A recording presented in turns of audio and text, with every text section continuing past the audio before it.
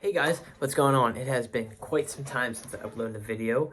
To start this, I want to just go ahead and say thank you to everybody who joined my live stream last night. It was a lot of fun. Streamed for about 2 hours and talked music, talked video games, talked, whatever came on. I would definitely like to keep doing that. So go ahead, if you subscribe to me, if you didn't, go ahead and hit subscribe and hit that little bell so you can see my live streams, my uploads, all that stuff. Let's get started. Anyway, guys, I have a ton of records. I have a ton of new additions. I'm going to try to keep this video somewhat short, but I mean, I have a lot of stuff here, and this probably isn't even everything. I'm not exactly sure all of what I included in my last video. However, there's a lot of stuff. I got to get through a lot of stuff here. So without further ado, let's go ahead and get into my recent additions. So one of the first ones I got, this is a little while ago, got myself a gorgeous copy of Year of the Cat by Al Stewart. This is a cool, iconic album, and I paid $5 for it, and this is just such an absolutely immaculate copy. I hope you guys can see through the video how nice this is. I got some really good lighting in here right now, but great album, kind of iconic. I absolutely love this cover. The more you look at it, the more stuff you see. Super cool. Another one, this is totally out of order of how I bought it. So some of this is going to be together. But I finally got a copy of Dirty Deeds Done Dirt Cheap. I've been looking for this for so unbelievably long. It's not very clean. As you can see, there's a pretty gnarly scratch there. And you can feel it, but it was really cheap, and so I picked it up, and it does play okay. I've listened to it a few times now, and it's overall a decent press. But what is interesting is this: when I was cataloging it on Discogs, I noticed that it's really interesting because it wasn't US pressed until '81, so maybe that's part of why I couldn't find it. Apparently the album came out in '76, but this is 81 is the earliest US press, so it's really kind of interesting. Another one I got, I have been looking for this for quite some time. Bob Dylan, Bringing It All Back Home. Definitely one of my favorite Dylan records. Favorite probably being Blonde on Blonde, but this is a reissue. Was a little confused cataloging it because many of the reissues on this Columbia don't have the Stereo 360 at the top, so maybe it's just like a mismatch. But it was $10 and it plays great. It's in super great shape, and kind of adding this to any Bob Dylan collection is a must because it's just such a classic album. Now on the other another note of Bob Dylan, I also got this guy. I think I paid $15 for it. Yep, and it is an absolutely immaculate copy of the Basement Tapes by Bob Dylan, and I believe that the band is also on this album. He did a lot of stuff with the band and the, Big Pink and, all that good stuff. This is just kind of a cool collection of stuff, and the gatefold and the record itself are in absolutely wonderful shape, as you can just see. I mean, it's just, I would pay $15 for this all day, but that's great. I got a whole pouch here full of records. And I gotta go through these and show you what I got. I'm just gonna go ahead and grab some here. This was cool. This was a $10 copy, I think. Really immaculate, super clean. Last copy you'll ever need of Boston Self-Titled. It's getting this weird kind of super loose sleeve, which I gotta change out. But it is a reprint on the slightly later Epic label. But it's just so unbelievably clean and perfect that I just had to pick it up because you're just really not gonna find stuff this clean. I mean, you can find first presses of it all day, but trying to get one that's actually near mint like that it's just not quite as easy. Here's a record that's in pretty rough shape. I think maybe a dog got to that corner, but it's a copy of Van Morrison's Moondance. Now, what I did not realize is that this is actually a pretty hard to find record. I've been looking for this for a long time, and it has a definite little more expensive median. This is a 50-cent copy it's a first press, or maybe a second, on Green, Warner, And I mean, it's pretty beat, but I cleaned it thoroughly a couple times actually. And it's a player copy. It's a very low grade player copy, but it's still somewhat enjoyable.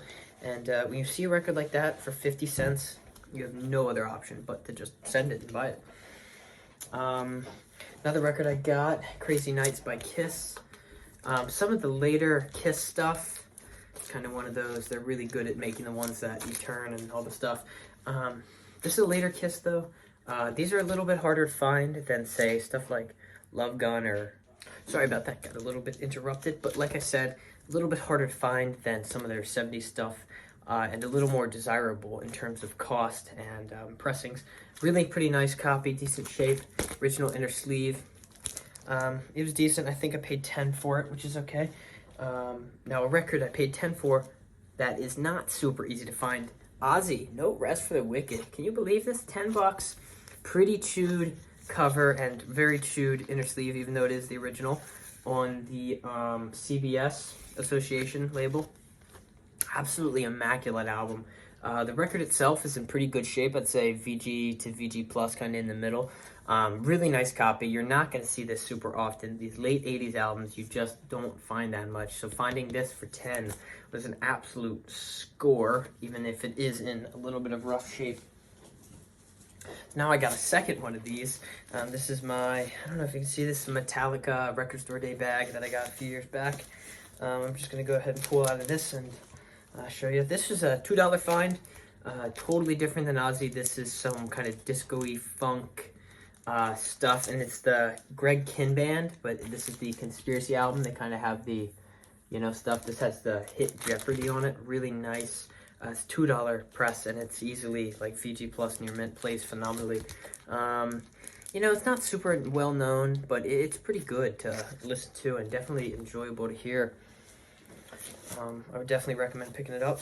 I upgraded a copy of Hair of the Dog, classic Nazareth album, and the cover is just so cool on this one. You just don't see this. At least I don't see this all the time, probably because it's pretty desirable. But finally having a really nice copy now is definitely something that's worth it to me. Speaking of Ozzy, I got myself a $5 copy of Bark at the Moon. Definitely has seen some action. No major tearing, but some dude wrote his name right over Ozzy's. And it is a first on CBS, same label. But, as you can see maybe in the glare, it definitely has a fair amount of wear. But it does play okay, so you know what? You take what you can get, right? It is a decent, cheap player copy, and now I have the first big three of Ozzy. I have Blizzard of Oz, Diary of a Madman, and Bark at the Moon now. This is probably the worst shape of all of them, but nonetheless, I have it. So, I don't know if I showed my other copy of this, but here is Ace. I believe I talked about this. I upgraded my copy recently. And got a slightly better one. This was another $5 copy, and it's not great, but it is better, less tearing, better inner sleeve, and slightly better disc. So I gave my other copy to a friend. But yeah, finally seeing, it's crazy because I didn't see this for the longest time, and then I see one, and I start seeing it everywhere. But yeah, Ace is definitely the best one of the four. If you listen to Kiss, this is definitely the one that does the shredding. Another Kiss, got a decent, okay $5 copy of Destroyer.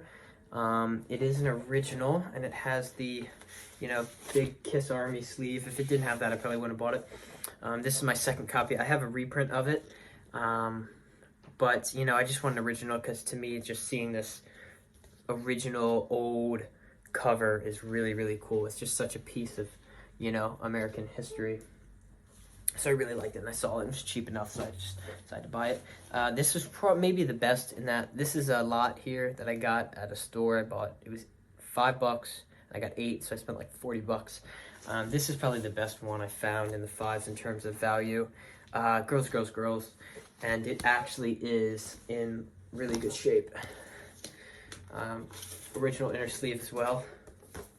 And it's on, I'm not even going to get it out, but it's on the original Elektra. fantastic album, pretty nice copy. Probably won't upgrade because I'd be spending a fortune to get something that's even nicer than this. But you don't see these every day, so maybe a little water damage, as you can see here, just a little bit. But this is probably one of the best in the lot in terms of value. Another one, this is super clean, I got from that lot. This is Vital Idol by Billy Idol. And normally I'm not one to really enjoy comps. But there's something about this, really clean, something about this extended dance mixes on this album that I really, really dig. So, you know, figured I'd pick it up. It's really cool. It's just a good one to throw on and enjoy yourself too. I don't know if I showed this in a different video. This is not from the same lot. This is a 50 cent one I got. This is Beast from the East by Mandrill. Really cool music. If you don't have any Mandrill, definitely check them out. I don't think they're super expensive. This is a pretty nice 50 cent copy that I grabbed. Just kind of cool, different, you know, good music. And you got to get into some stuff like this. If you want a big collection, you got to start expanding. That's definitely different than pretty much everything else I just showed. All right, another really clean one I got. This is another $5 press, or $5 one. Nice gatefold of Love You Live by the Rolling Stones. Wow, what a good album. In terms of, you know, covers, I always saw this cover and I thought it was going to be bad. I don't know why, just something about this cover just rubs me the wrong way, and I was like, that's probably not that good of an album. And I didn't realize it's just a 77 live album. It's phenomenal. It's great. As soon as I put it on, I was like, I like this a lot. They do a bunch of blues numbers, really cool stuff. You can probably find it for pretty cheap, but it's a great album. And this is my last one, I believe. Yep, last one. Got this.